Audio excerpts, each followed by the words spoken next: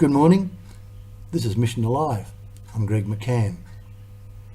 And this is the fifth part of a series I'm doing on the MSC involvement in China. We've talked about the Essendon Fathers, as they were called when they first went to China. How they went to a place called Shenzhen in central southwest China. How Shenzhen was a very small place in the middle of mountains, very mountainous area, 2,750 metres high. How the place was riddled with bandits and lions and tigers, a very dangerous place. We talked about the priests who arrived there, the first missionaries, and how one of them died after 5 months. We talked about the Paris Missionary Society priests who were there, who had been there since 1870 and had been seemingly quite successful. And we talked about the difficulties that many of those few priests had in the early days up until 1929, 1930. We talked about the articles that I've got the information from that are available in our archives here at Kensington Monastery. Then I started talking about the Long March. And the Long March involved the death of Father Kellner and how he was shot and the body left under a tree. The animals unfortunately devoured him. It was a very, very difficult and hard area. Terrible place. Anyway, I'd like to just tell you a little bit more about the Long March at this stage. You can see from the map I've got there how the Long March started at the western side of Fuzhou province. That's Fuzhou province. That's where I was first sent as a missionary, but we'll come to that later on. And it started there, and they kept walking. And they walked into Guizhou province. And just there, where you can see the arrow, the yellow arrow, that's where Shenzhen is. It's right in the path. They could have gone north, they could have gone south, but they went straight through Shenzhen. That's where the MSCs were. And of course we know that the priests had all got out except for old Father Kellner. But Shenzhen was a very interesting place to go to because it was a part of the tactics of the Red Army. I'll just read up here what it says. The Long March is seen today as an integral part of China's history. The Communist Red Army, as it was called, was at war with Chiang Kai-shek's Nationalist Army. And the Red Army deployed guerrilla tactics, very successfully, I might add. And Shenzhen was a perfect place to hide because it was so secluded. See, they would attack and cause havoc and then just disappear somewhere. And that's the whole idea of guerrilla tactics. So, as you can see from the map, they came in and then they went to a place called, from Shenzhen, they came to a place called Zunyi. And Zunyi was quite famous in the sense that it was where Mao Zedong was elected, if you like, I used the inverted commas, elected chairman of the Communist Party.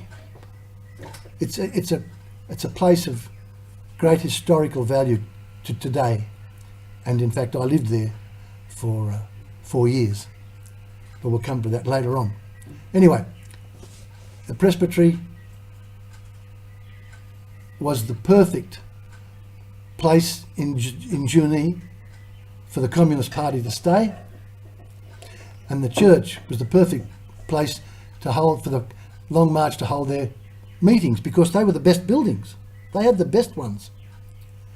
There was also a school there, so the people in the Red Army just completely took over the presbytery. There it is there, the presbytery. It's called now the Meeting House. possibly one of the best preserved presbyteries in China. And also, you'll see down here, this is the church, possibly the best preserved church in China. And that was where the announcement was made that Mao Zedong was now the chairman of the Communist Party. All of these places are incredibly important today, and is used quite a lot. Visitors there all the time.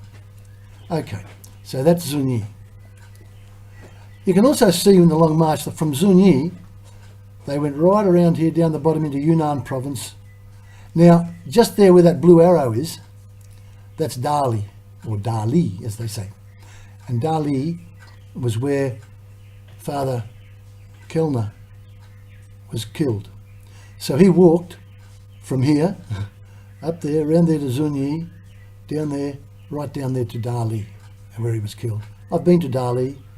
It's a very thick forested area, a lot of bamboo there too. So it was an extraordinary place. But then the long march continued all the way finally to Shaanxi province, and where they made their base. It was they walked, as I said before, 9,000 kilometres in, I think, 390 days or something. They did an extraordinary march. Okay, so let's continue. Let's go now to 1938, and there they are. There are the great men and women. Let's have a look at the men.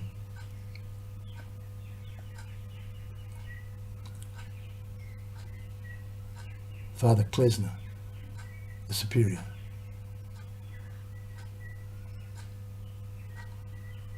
Monsignor Buchholz.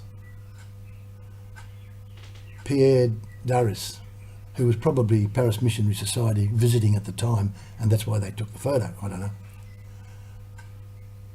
Father Malman. Then there's Father Balmeiser, the one that they were going to take as hostage for $200, but the authorities stopped him from having to pay it. Then there's Wesselman, the one that eventually went to pick up the early missionaries. Father Becker, Brother Schroer, Father Dieder, Father Mohan, Father Frank. Remember Father Frank? He's the guy that made the ladder to climb over the wall. Father Hokenbeck, Father Tempelmeyer, Father Briet, Father Rushhoff, Brother Fabry, and Father Kingtrup. Great men. Wonderful, wonderful men.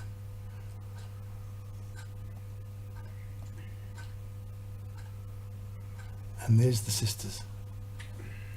Imagine it, peace and calm.